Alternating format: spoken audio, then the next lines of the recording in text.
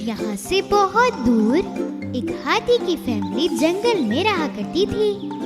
उनकी फैमिली में सबसे छोटा बच्चा बहुत जिद्दी था।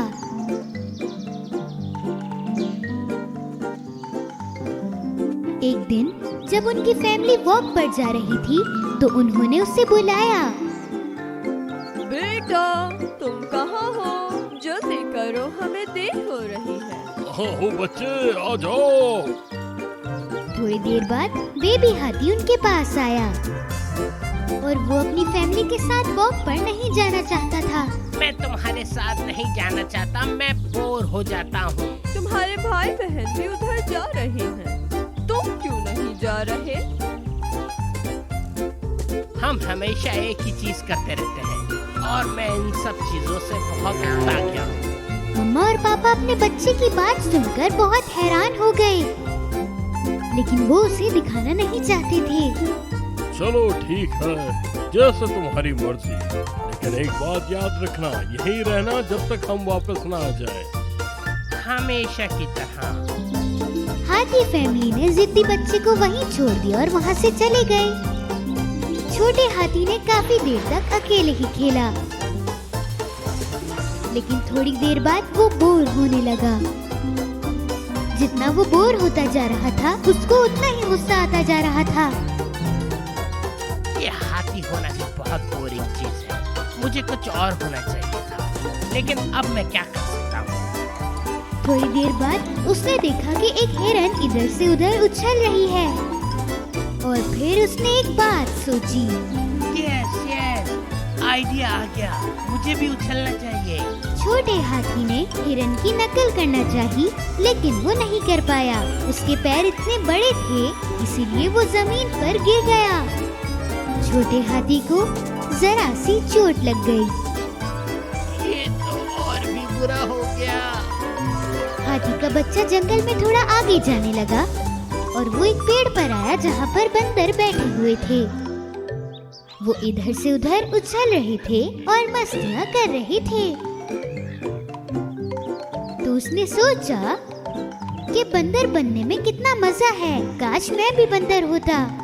तो उसने बंदरों को बोला, ए बंदरों, देखो मुझे, मैं भी एक बंदर हूँ, मेरे साथ खेलो। थोड़ी देर के लिए बंदर रुक गए और हाथी के बच्चे को देखा और उसके बाद वो सारे पेड़ से नीचे उतरे और छोटे हाथी के इर्द गिर्द आ गए। एक उसके ऊपर उछला, एक ने उसके कान खींचे, एक उसकी नाक खींचने लगा और एक उसके ऊपर नारियल फेंकने लगा। छोटा हाथी बहुत तंग आ चुका था और वो उन बंदरों की तरह पेड़ पर भी नहीं चढ़ पा रहा था। उन्होंने उसे बहुत तंग किया, वो बंदरों के साथ नहीं खेल सकता था, इसीलिए वो जल्दी से वहाँ से उठा और भागने लगा जितनी तेज वो भाग सकता था। छोटा हाथी जंगल में थोड़ा और आगे जाने लगा। इस बार उसने एक पेड़ पर एक गिलहरी को देखा। गिलहरी ने पत्तों में से अपना खाना निकाला और अपने घर में वापस चली गई। कितना प्यारा जानवर है और कितना छोटा है, ये कहीं भी जा सकता है, मुझे भी इसकी तरह करना चाहिए। छोटे हाथी ने पेड़ के ऊपर चढ़ने की कोशिश की, लेकिन उसके लिए ये नामुमकिन था। तो उसने अपनी नाक गिलहरी के घर में डाली और गिलहरी डर कर अपने घर से जितनी तेज हो सकता था उतनी तेज भागी। छोटे हाथी ने गिलहरी के घर में अपना मुंह डालने की कोशिश की, लेकिन उसका मुंह फंस गया। उसके लिए ये करना बहुत मुश्किल था।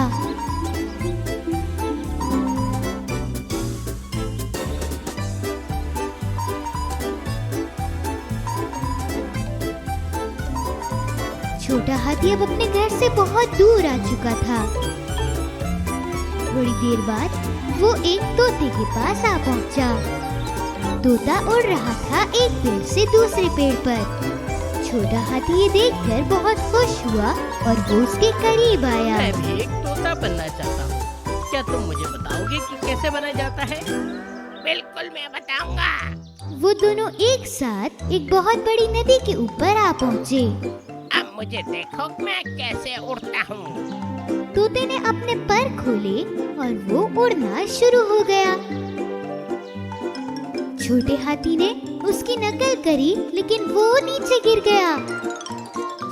तोता अपने परों की मदद से उड़ रहा था, दूसरी तरफ हाथी पानी में गिरने वाला था और वो पानी में गिर गया। लेकिन वो पानी से बाहर निकल आया और चलने लगा। उसकी मिट्टी लग गई थी और उसके पूरे बदन में दर्द हो रहा था। तोता उसके बराबर में आया तुम एक हाथी और हाथी ही रहोगे मेरे दोस्त। और बिल्कुल उसी वक्त एक छोटी चिड़िया जो कि अपने घोंसले में थी, वो नीचे गिर गई और पानी में कहीं गायब हो गई। परेशान होकर चिड़िया की माँ पानी के इधर उधर घूमने लगी और जोर जोर से चिल्लाने लगी, मदद करो, मेरी बेटी को बचाओ, मदद करो, मदद। हाथी का बच्चा जल्दी से पानी में गया और चिड़िया के बच्चे को ढूंढने लगा। कुछ सेकंड गुजरने के बाद ही उसने अपनी नाक बाहर निकाली और उसके पास चिड़िया का बच्चा आ गया था। ये जिंदा है, देखो ये जिंदा है। हाथी के बच्चे ने बड़े आराम से उस बच्चे को जमीन पर रखा। चिड़िया की माँ जल्दी से हाथी के बच्चे के पास आई। शुक्र है कि तुम यहाँ थे, तो तुमने मेरी बेटी को बचा लिया। ये अल्फाज सुनकर हाथी का बच्चा बहुत खुश हुआ। उसे अपने ऊपर फख्र हुआ। उसने सोचा कि अगर मैं हाथी नहीं होता तो मैं इस बच्चे को नहीं बचा पाता। मुझे लगता है मुझे एक हाथी ही होना चाहिए। अब बस रात का वक्त हो चुका था।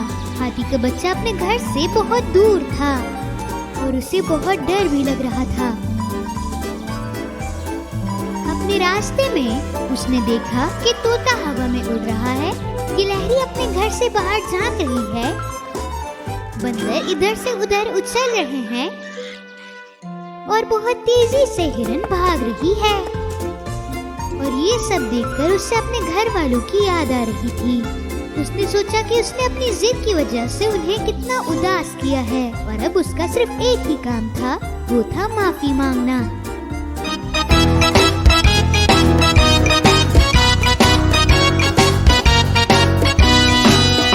If you're happy and you know it, clap your hands.